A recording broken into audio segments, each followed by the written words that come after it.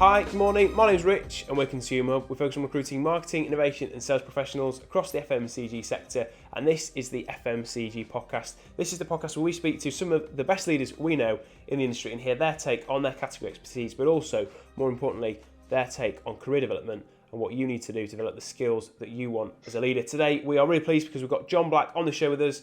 Jon is the head of sales at Hall and Woodhouse, a brewery which we're sure you've probably seen. They've got some great brands like the Badger beers. And we're going to be talking all about beer today, particularly ale, hearing some of Jon's insights into the category and also getting Jon's perspective on career development as well. Jon, just really quickly, for those that don't know you or the business, can you just give us a quick intro into to the business Hall and Woodhouse, what you're all about, what you do, and then just give us a quick rundown on you, your role and your career, if that's all right.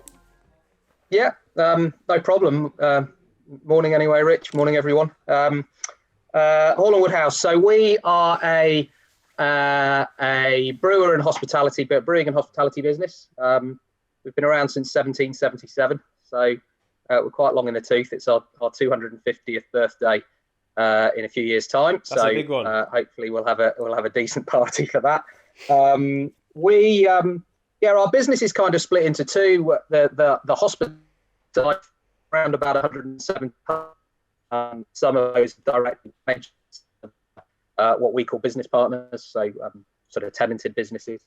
And on the brewing side of the business, we've got a brewery that has been in Blandford, well, as I say, for a few hundred years, but we had a new brewery built on the site in 2012.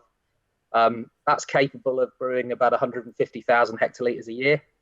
And through that, we have our own Badger beer that we brew. We also work with Timothy Taylor's, so we're their representatives in the off-trade for their brands, Landlord. Timothy Taylor's, Landlord being the big one.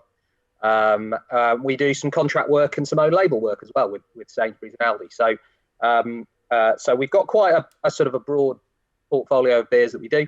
As I say, across brand and own label. So yeah, in a nutshell, that's us. Nice, smashing. One thing that I was really interested to understand is just what do you think are some of the key trends in the beer category at the moment? It's a category that I shop and that I love, so I've got my own perspective on it. But it's really interesting to hear it from somebody that's in the trade day in, day out. Okay, well, from an off-trade perspective, it's no secret that volumes are currently declining. If you just look at the sort of the AC Nielsen numbers, overall ale numbers are coming down year on year, but that's off the back of quite a significant spike that we saw during 2020 and 2021 with the pandemic, with the pubs shutting and people switching into the off-trade. So it's no sort of huge surprise. But the trends within it are quite interesting. So premium ale or sort of traditional ales, the bottles and the cans that we predominantly deal with, they're having quite a hard time. Yeah. Whereas craft tends to be the area that's traditionally seen growth, but at the moment isn't declining as quickly. So yeah.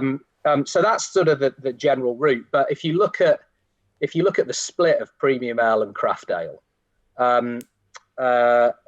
premium ale is still a huge part of the business, or still a huge part of the category, and so it's sort of quite easy to sort of focus on what's going on in craft and kind of forget that there's a huge amount of business still over here in premium ale that we really need to go for. So there's still a lot of opportunity and development there. And from a sort of a trend perspective within the category, there's been quite a shift, predominantly driven by the concept of craft ale, bringing in sort of new wacky flavours, big designs, big ABVs, highly flavoured product that we're sort of starting to see drip feed into premium ales now. So there is that sort of element of modernisation coming through in the more traditional ale categories.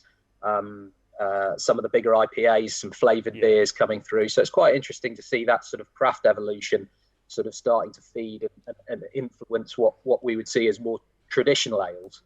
But at the same time, we've got to be careful not to alienate an existing big, more traditional consumer base that drink premium ale. So yeah, that feels like generally what's going on. That's really interesting. Yeah, I'm trying to think. Is it it's Blandford Fly, isn't it, that Hall and Woodhouse have?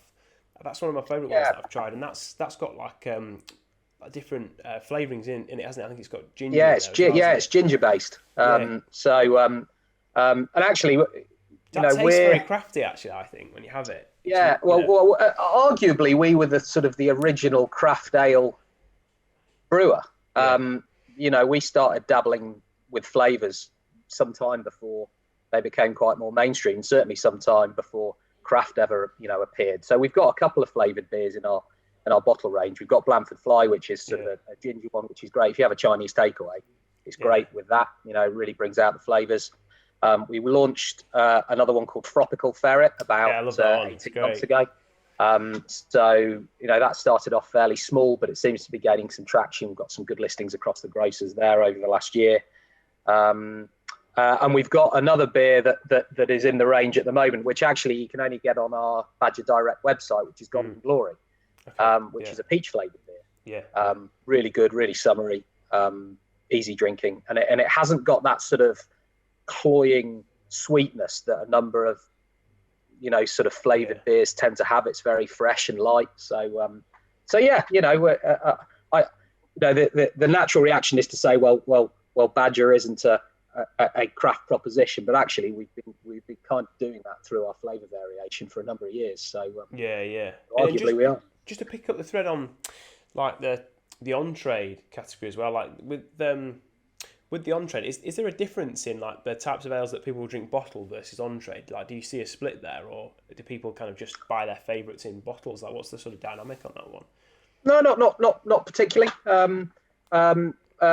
Certainly the trend that we have seen in our hospitality business is that our overall draft proposition in our houses is actually in slight growth, but the dynamic within it has changed. So cask ale, traditional cask ale, has seen some declines, whereas the keg proposition has seen some good growth, be that through keg lager or some of the keg ales. So and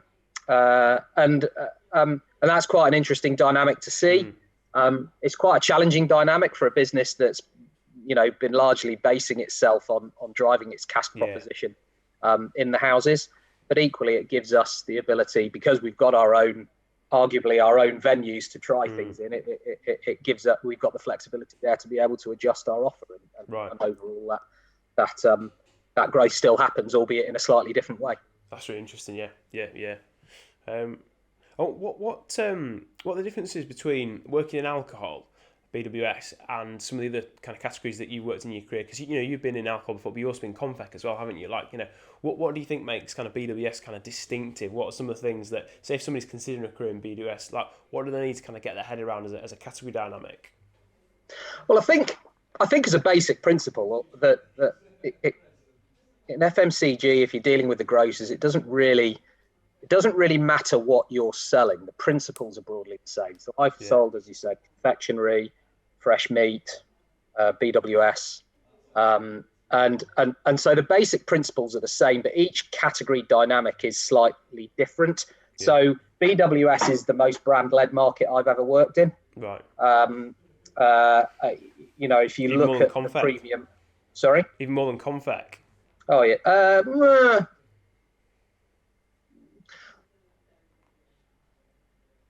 Probably about the same. Same, okay, actually. Yeah. That's a very brand-led one as well. Yeah, you're probably right. But nonetheless, the BWS is quite a lot about what, as a consumer, you'll buy something because it says something about you. Yeah. Quite often, what you take to a party, what you drink at home, and the occasion as well. It tends to be a bit more occasion-led. So is it a quiet drink after work? At the end of the week, feet up in front of the telly, or are you going to a mate's house and you're taking a slab of something? So you need to think in BWS, it's about sort of the consumer, what their occasion is, what they're all about, what the product that you're selling them or they're buying says about themselves. Probably a little bit more so than the likes of fresh meat, which was a bit more functional. Yeah, sure. I'm having a barbecue, so do I want a sirloin or a rump or a pack of sausages? It's a slightly different dynamic. The type of sausages doesn't necessarily say something about you, whereas the type of beer that you take probably does. So it's a bit more brand led. It's a bit more consumer centric.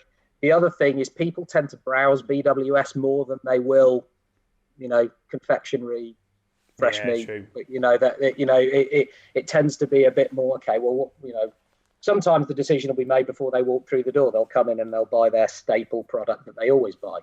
But other times they'll sit and stand and have a look. And that's when sort of pack design, fixture layout, all those sort of building blocks of what makes a good FMCG sales story come together. So you always need to have the consumer in mind, always need to have the occasion in mind when you think BWS, and that should then sort of inform your decisions as a supplier to it. Okay, that's really interesting. What would you say are some of the biggest challenges at the moment for salespeople specifically in that BWS fixture? We're a pretty tax burdened category. Yeah. We deal with VAT, we have duty.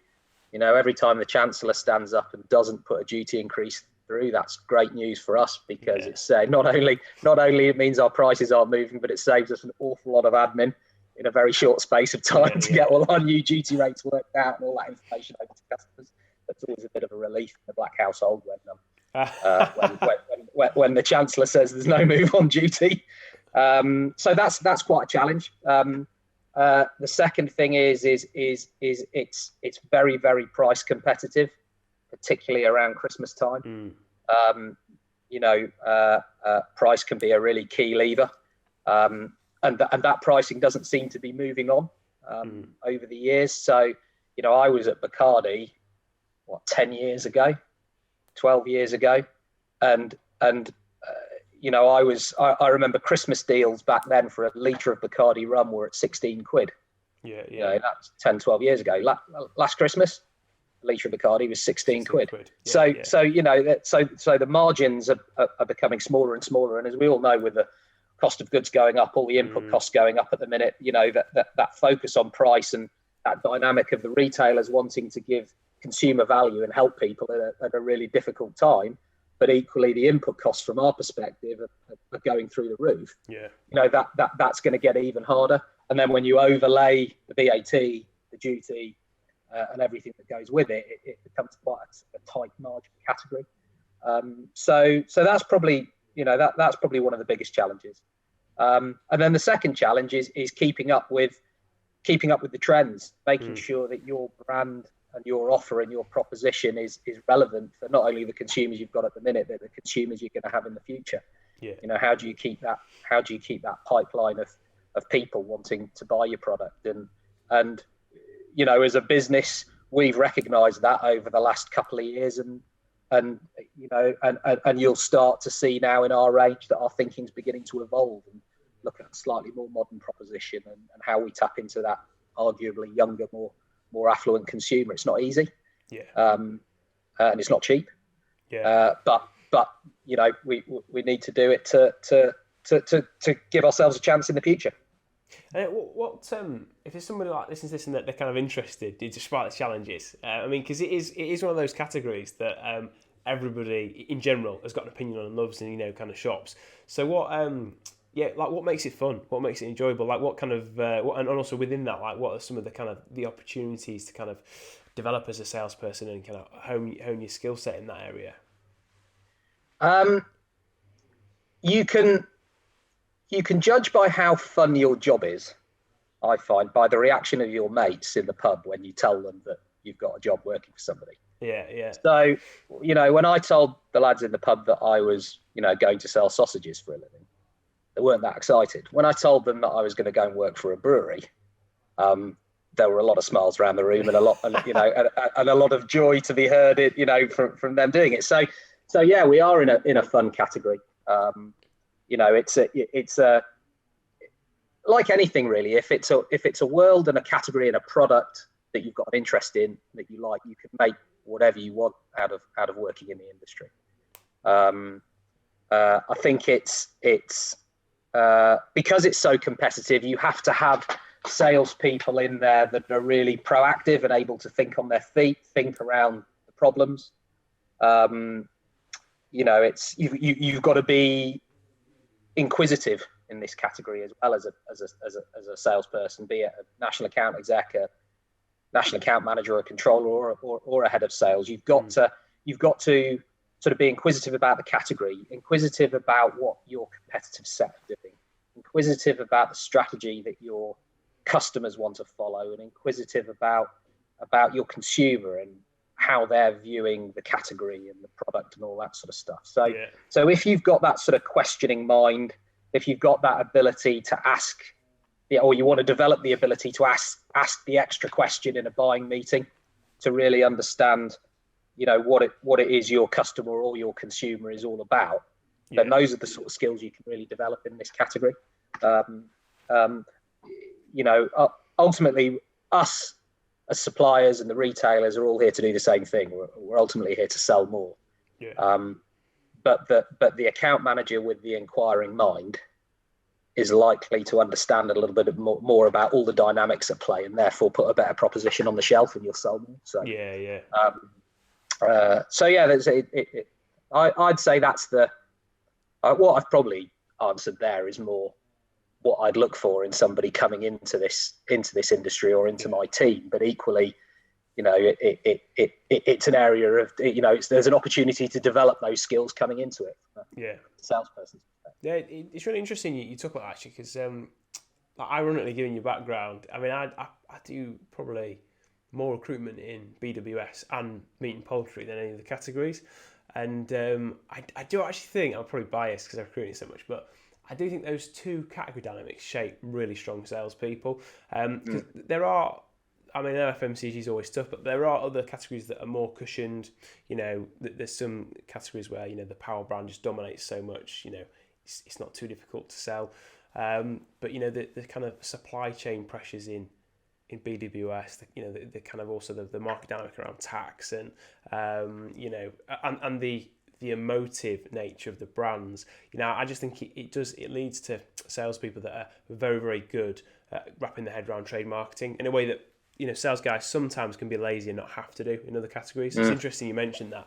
And I think for me, that's always one of the things that I look for as a recruiter, is actually kind of how much that salesperson is keyed into, like you say, the insight around the wider category. And I think that is a principle across FMCG as a whole, but particularly in drinks, if you don't understand like your niche, your proposition for the consumer and the customer, then you're going to just struggle to get traction, aren't you? Because it's just, there's so much competition, isn't there, in that space? Yeah, and like in any category, it's really easy as an account manager when things are going well. Or when you've got a really big brand in your stable that arguably you can sort of dominate the conversation with. When I was at Bacardi, we had Jack Daniels. You didn't need to sell Jack Daniels. No. When I was at Bacardi, we launched. I mean, Brown-Forman and Bacardi have sort of gone their separate ways now, but they were together when I was there, and we launched Jack Daniels Tennessee Honey. Oh yeah. And it was massive. Jack and Coke. The RTD cans, we launched those when I was there. That was a relatively sort of easy sell, and you could dominate the conversation, with big retailers with those sort of brands. But it's not so easy when you're trying to sell own label flour. No. And you're trying to get your third cost increase through, in a year, because the market's going that way. And those are the times when you've got to when you earn your stripes as a salesperson. You've got to be inquisitive, you've got to think around the problem, you've got to ask the questions, you've got to understand what your customer needs, because otherwise they'll go and get their own label flour from somebody else. And more generally, like picking up on that theme of skills development, a lot of conversations I have with account managers are focused on them wanting to understand how they get from namming through to leadership. Now obviously you can lead at every level, can't you? But if there's an aspiring drinks nam watching this, listening to this, and they're thinking, right, how do I sort of go from good to great? How do I go from an operator into a leader? What skills would you say, and also what character attributes do they really need to work on and develop? I think one of the things I've learned about leadership is up until the point at which you become a leader, in terms of a managerial and people leadership perspective. A lot of your advancement on your career, or your learning on your career, is done through doing a task or developing a specific skill, be it being brilliant at Excel, whatever it might be. Okay, it tends to be more task and skill oriented. As you go into leadership, it's more behavioural. Great, good leaders do things in certain ways. They behave in certain ways. They learn behavioural skills because the task and the ability to do the task is a hygiene factor. As a leader, it's expected. Yeah. It's not something that you need to show you can do, because it's assumed that you already can do it. The leadership is about the behaviours and developing those behaviours. Be that listening, be it creativity, be it one of the guys that works for me, a guy called Mark. He said one of the things I notice about you is that you, no matter what the content of an email is, you always respond to the email, even if it's just a one-word thanks.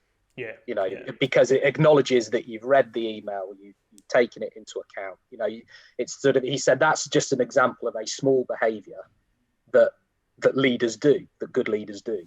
And so I think that's the first thing. Get your mindset away from the task being the tool. The task being the thing that promotes you to leadership. Yeah.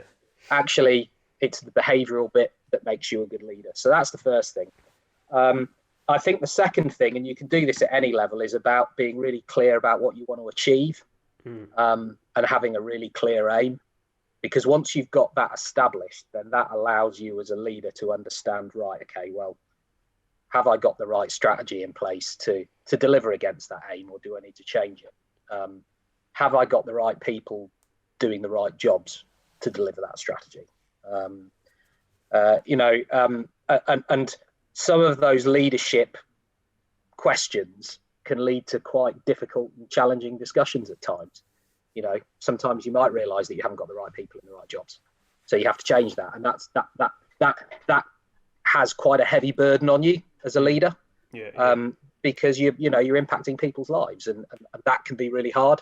And at times it can feel quite lonely. So I think that leads you on to the next bit, crucial piece of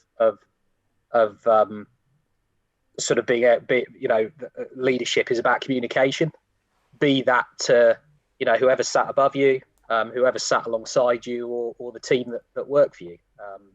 That ability to communicate is crucial, because then when you've got some good news for people, or even when you've got some bad news for people, if you can communicate that in the right way, it makes that transition for everybody much easier. So communication would be the big skill. And then I suppose the final thing, it would be try and develop an understanding of your people. What makes them tick? Why do they get out of bed in the morning? What is it about? What bits of their jobs do they really love, and what bits of their jobs what elements of their job makes their heart sink? Because we've all got them. Tech. There are parts of our jobs tech. yeah, exactly. There are parts of jobs that we all hate, and there are parts of the jobs that people love. But understanding that as a leader and developing the ability to get under the skin and understand what makes people tick is crucial. Because once you've understood what motivates people, then you can start, understanding how to unlock the best in them. Because ultimately, your job as a leader is to get the best out of your people. Give them the ability to be the best that they can be. And if you're giving them that, opportunity, if you're creating the environment in which they can be at their best, then you're doing a decent job. Yeah, I love that. Yeah, it's that idea of taking the focus of your own ego and put it on the team. That is absolutely. A theme that we've seen with leaders, leadership is all about your team, and that doesn't necessarily mean the team that work for you, but it's the team around you as well, your peers, your seniors. You have to have the ability to create that environment for success, and if you do that, you're 3/4 of the way there. And just finally, as a question for anybody that wanting to kind of pick up on that thread, any resources, books that you've read that are kind of really useful that you'd recommend to people? Funnily enough, I'm not a great reader. It's not any books, but there is one movie clip that I've played in training videos before and training sessions before.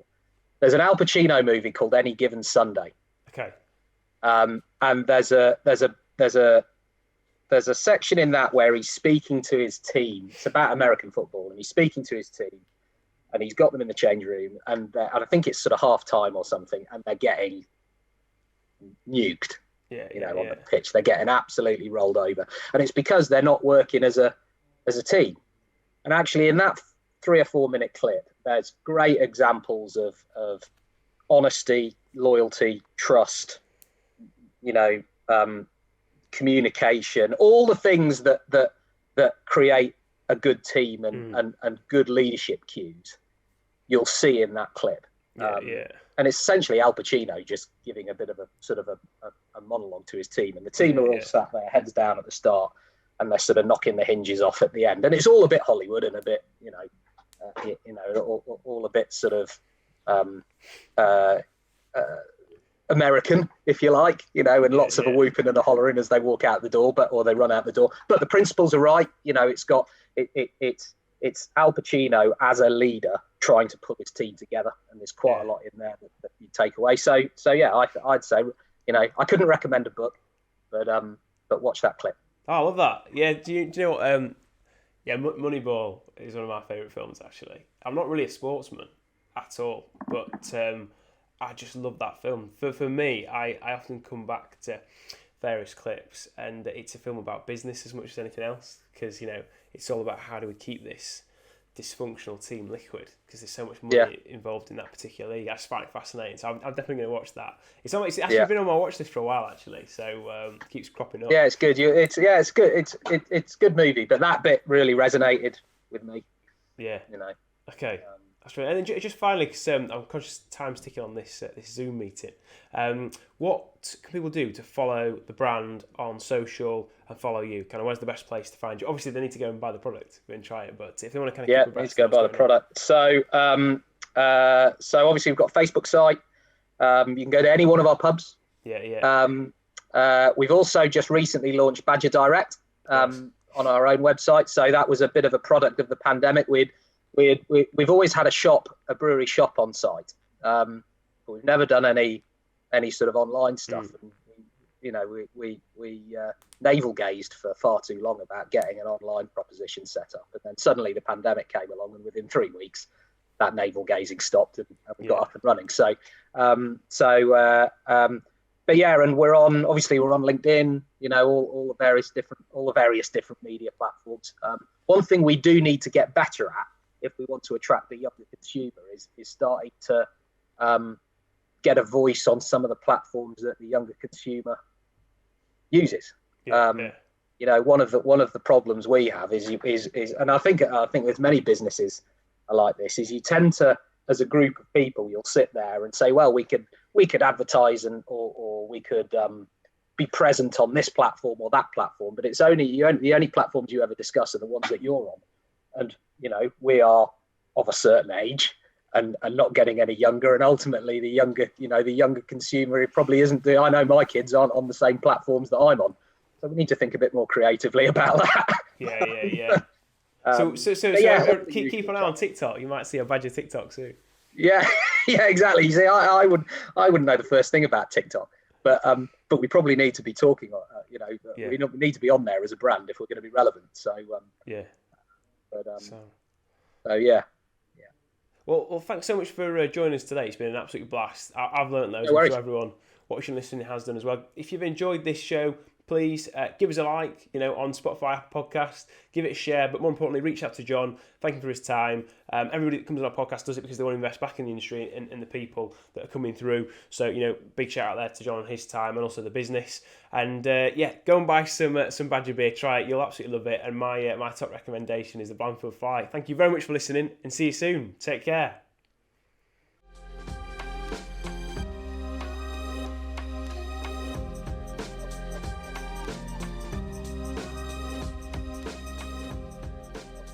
Thanks for watching the video, guys. Check out the playlist here for more content like this. Click the donuts to subscribe so you never miss an update, and give us a like and a comment so we know what content you'd like to see from us. See you next time.